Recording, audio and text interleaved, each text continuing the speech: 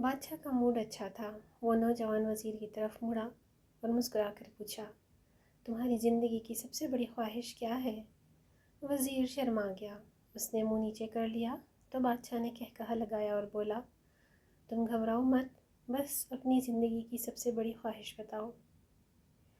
वज़ीर घुटनों पर झुका और आजिज़ी से बोला, हुजूर, आप दुनिया की खूबसूरत तरीन सल्तनत के मालिक हैं। मैं जब भी ये सल्तनत देखता हूँ तो मेरे दिल में ख्वाहिश पैदा होती है, अगर इसका 10वां हिस्सा मेरा होता तो मैं दुनिया का खुश नसीब तरीन शख्स होता। वज़ीर खामोश हो गया। बादशाह ने कहकहा लगाया और बोला, मैं अगर तुम्हें अपनी आधी सल्तनत दे दूँ तो? वज़ीर ने घबरा कर ऊपर देखा और आजिज़ी से बोला, बादशाह सलामत, ये कैसे मुमकिन है? मैं इतना खुशकिस्मत कैसे हो सकता हूँ? बादशाह ने फ़ौरन अहकामात लिखने का हुक्म दिया। बादशाह ने पहले हुक्म के ज़रिए अपनी आधी सल्तनत नौजवान वज़ीर के हवाले करने का फरमान जारी कर दिया। दूसरे हुक्म में बादशाह ने वज़ीर का सर कलम करने का ऑर्डर दे दिया। वज़ीर दोनों अहकामात पर हैरान रह गया।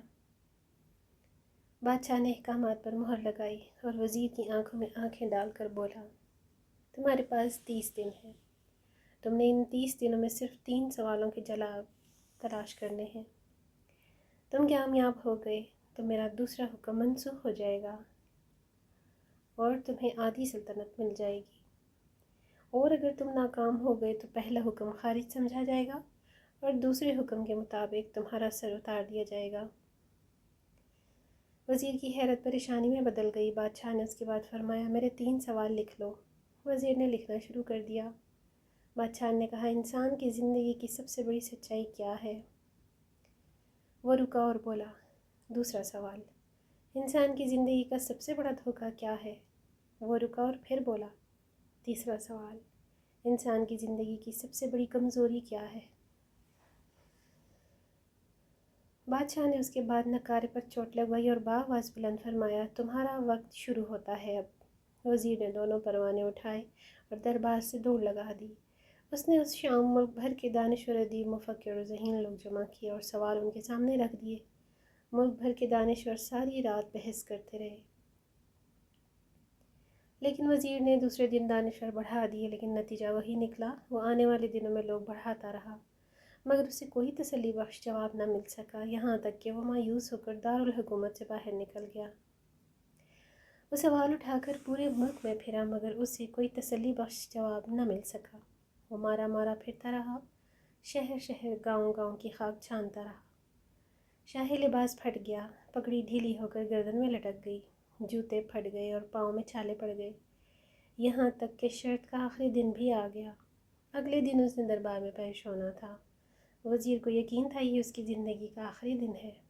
कल उसकी गर्दन काट दी जाएगी और जिस्म शहर के मरकज़ी पुल पर लटका दिया जाएगा। वो मायूसी के आलम में दारुल हुकूमत की कच्ची आबादी में पहुँच गया। आबादी के सिरे पर एक फ़कीर की झोंपड़ी थी। वह गिरता पड़ता उस कुटिया तक पहुँच गया। फ़कीर सूखी रोटी पानी में डुबो कर खा रहा था, साथ ही दूध का प्याला पड़ा था और फ़कीर का कुत्ता शराब शराब की आवाज़ों के साथ दूध पी रहा था।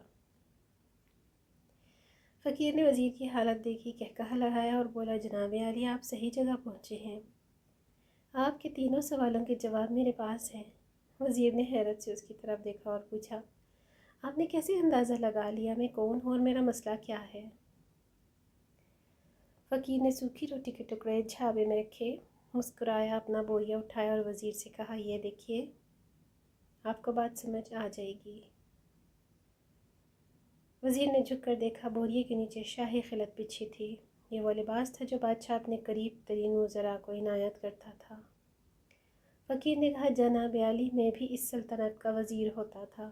मैंने भी एक बार आपकी तरह बादशाह से शर्त लगाने की गलती कर ली थी।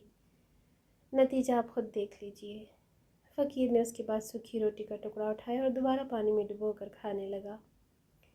वज़ीर ने दुखी दिल से पूछा, क्या आप भी जवाब तलाश नहीं कर सके थे?